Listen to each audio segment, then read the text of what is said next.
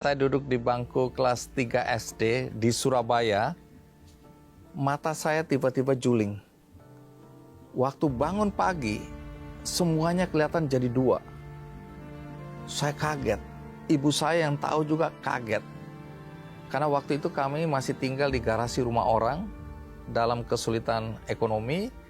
Di satu sisi, ibu saya dengan perjuangan untuk mendapatkan nafkah, di lain sisi dia lihat anaknya juling, penderitaannya makin bertambah.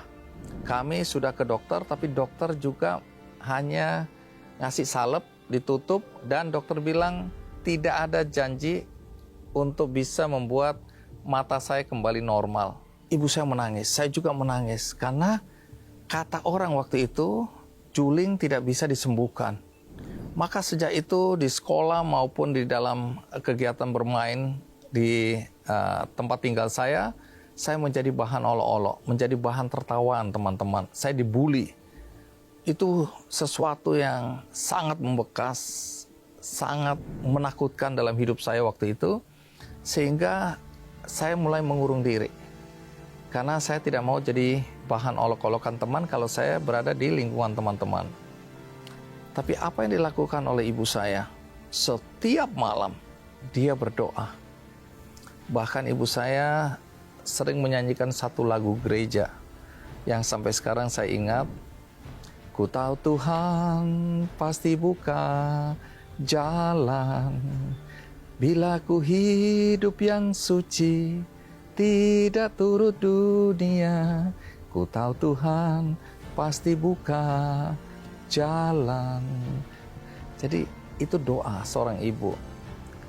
Dan setelah beberapa bulan, satu hari saya bangun, tiba-tiba mata saya kembali normal. Boleh percaya, boleh tidak. Saya waktu itu tidak sadar bahwa ini adalah kekuatan doa seorang ibu. Sehingga mata saya yang tiba-tiba juling, kembali normal. Dan kalau Anda masih belum percaya, ada cerita berikutnya berkaitan dengan kakak saya.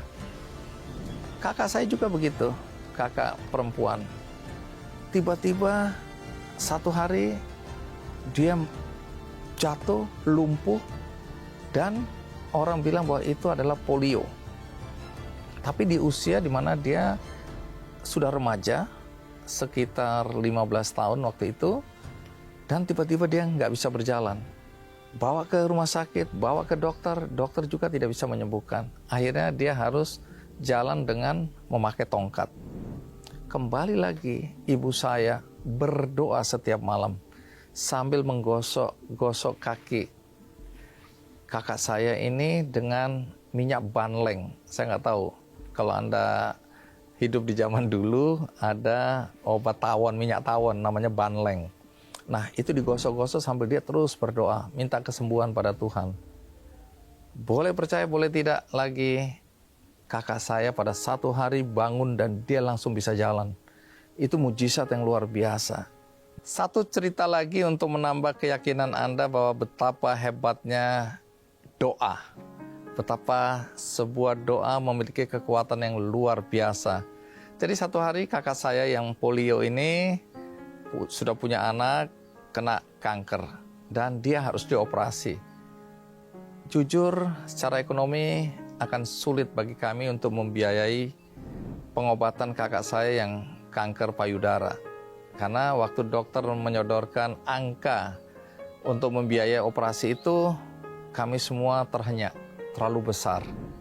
Tapi saya berdoa, Tuhan, sebagai manusia saya sudah tidak tahu lagi harus mencari jalan keluar seperti apa. Tapi karena aku percaya Engkau ada, tolong bukakan jalan.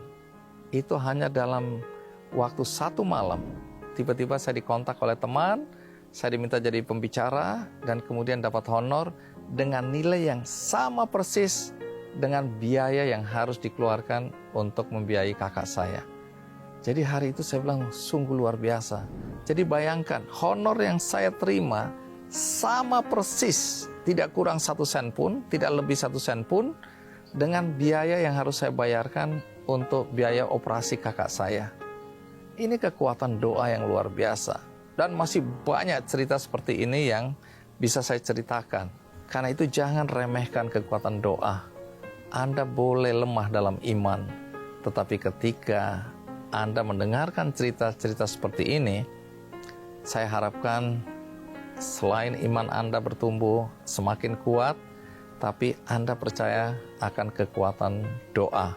Setelah dewasa, setelah menikah, punya anak, ada kebiasaan kami yang tidak pernah kami tinggalkan, yaitu memulai hidup dengan berdoa, kemudian malam sebelum tidur berdoa, dalam perjalanan kami berdoa, setiap ada kesempatan, apakah itu makan malam bersama anak-anak, bersama istri, kami semua berdoa. Jadi hidup kami itu selalu dimulai dengan doa, diakhiri dengan doa, dan dalam menghadapi semua persoalan kami selalu berdoa. Kami yakin akan kekuatan doa. Dan cerita-cerita seperti ini pasti Anda sudah banyak dengar.